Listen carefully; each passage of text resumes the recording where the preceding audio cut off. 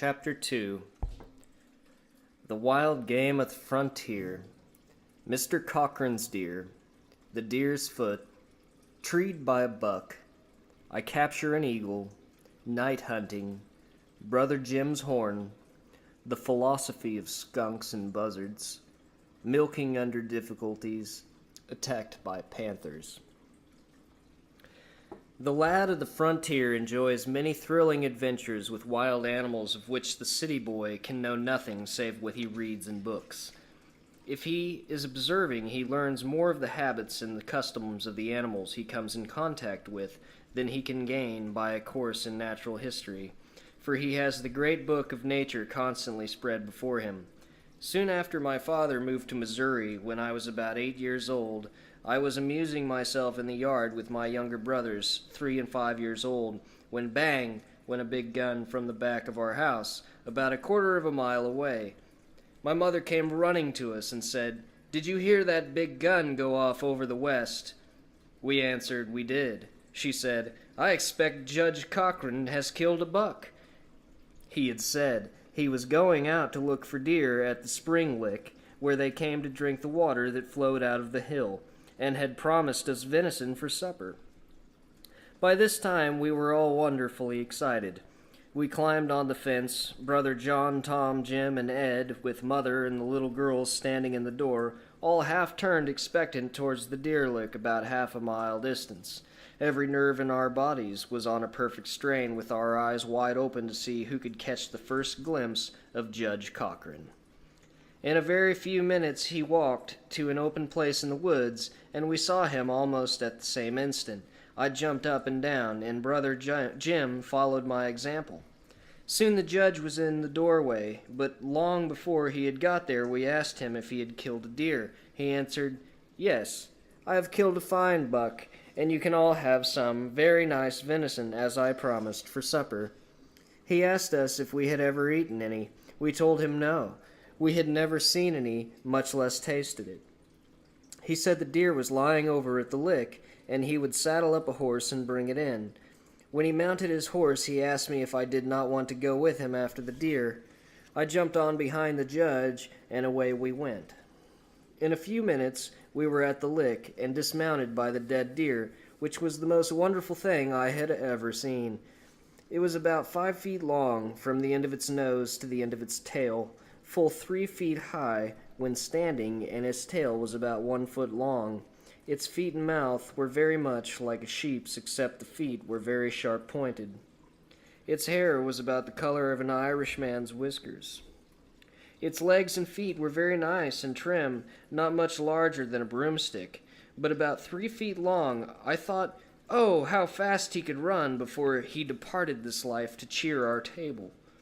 A deer can jump as far in one jump as a boy can in 6, or about 50 or 60 feet when running down a hill. He can jump over a man's head and never touch his hat. Soon the judge and I were back to the house with our deer. We took off his hide and hung him in a tree to cool off so we could have some for breakfast. Next morning we were out of bed bright and early. Mother cooked a big potful, put it in a great big dish in the middle of the table. It was the most palatable food I had ever eaten. Perhaps the appetite of the boy and my continual exercise made the meat seem the sweetest I had ever tasted. Before I quit the subject of deers, I will narrate an adventure I once had with a wounded buck about 12 years later, when I was almost a young man. One day I was out with my gun and 3 dogs, when I heard a noise thrashing through the brush toward me, and soon a buck came in sight. He had 9 points on each horn, and was more than 3 times as large as the one Judge Cochrane killed. I began to realize the danger of an encounter with such a monster if I missed my mark. Realizing that if I killed him, I was safe, and if I missed him, he would kill me unless my dogs could save me, I raised my gun when he was within a few feet. Bang went my gun, and down went the buck. Alleluia, Tom, I've got him. By this time my brother Tom was within 50 yards of me. I walked toward the deer, supposing him dead, but when I got very close, to my amazement, he raised his head for fight. There was no time to parley, so I climbed a tree in less than no time and had presence of mind to take my gun with me. From my perch I loaded and fired until I killed him. My 3 dogs were pulling away at him all the while until I had to use great caution to shoot the deer without killing my dogs, for they and the deer were fighting for life. I have since seen men grapple in a death struggle, but don't believe I ever witnessed a more desperate encounter. I was not the first man who had shot him, for when I skinned him I found 11 balls that had been penetrated in his hide, all failing to reach a vital point. One night, when it was very dark and the snow falling fast, I was 2 miles from home with neither gun nor dogs.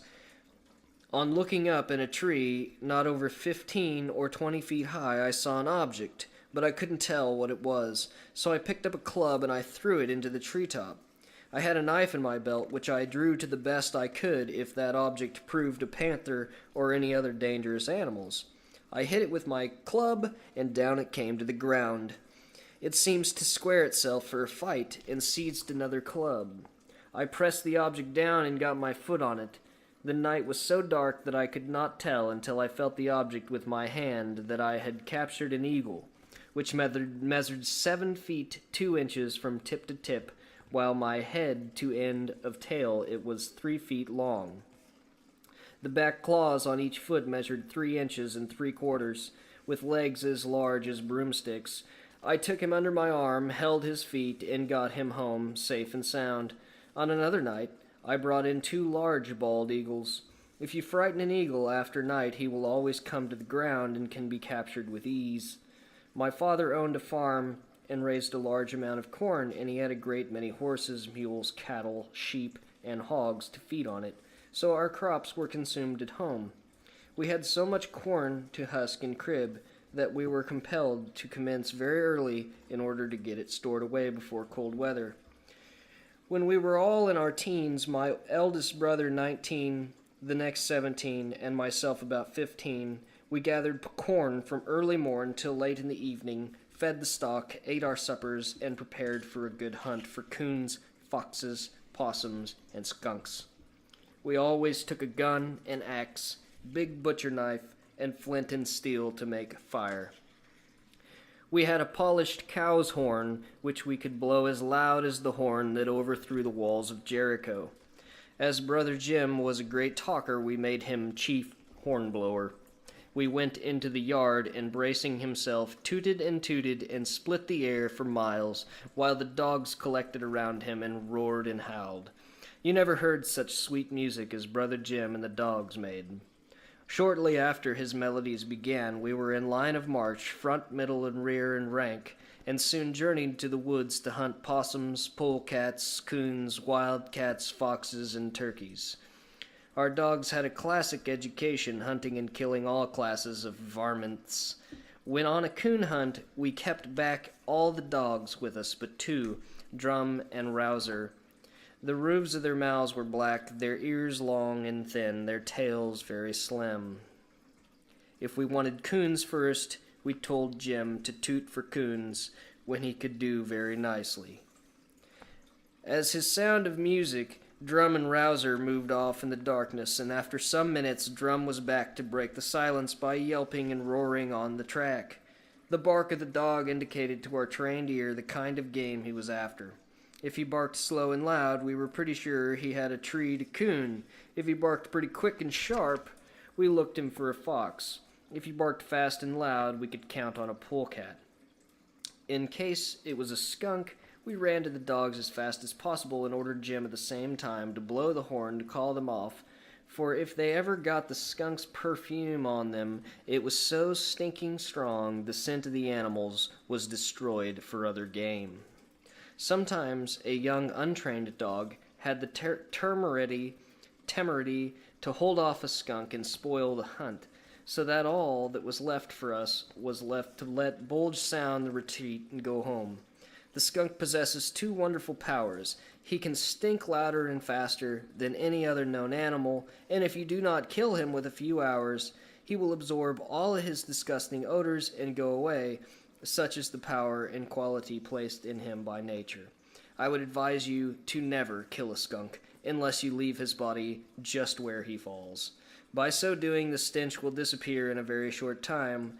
In him you have one of the finest lessons of nature. He gives forth only what he absorbs from his surroundings. The polecat is the skunk of the ground, and stinks worse than any other animal. The buzzard is the skunk of the air, but with very little improvement in his stinking powers above the skunk of the ground.